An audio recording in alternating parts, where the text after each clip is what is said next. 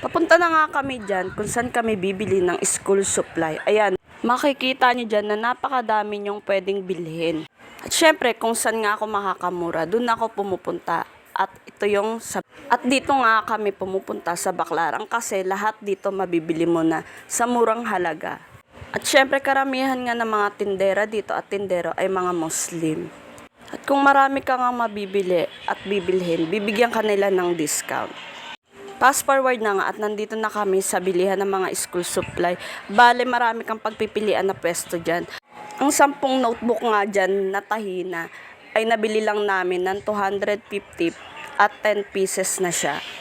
At marami ka naman pagpipilian na iba-ibang style ng notebook. May spring, may mga detahe, may Cattleya notebook nga, may mga tumbler din sila dyan. Mura lang yan, 50 pesos isa. Pero yung malaki is 100. At bumili na nga kami dyan ng mga uniform. Ang presyo nga ay depende sa size na bibilhin nyo. At ayan na nga ang mga pinamili ko. Na mga uniform, white t-shirt, tsaka sando. Kaya sa Baclaran kayo pumunta kung gusto nyo ng makamura at makatipid. At syempre, bumili din ako ng mga medyas dyan. Ang medyas dyan ay 3.50. Tapos ang long socks sa babae is 35 isa.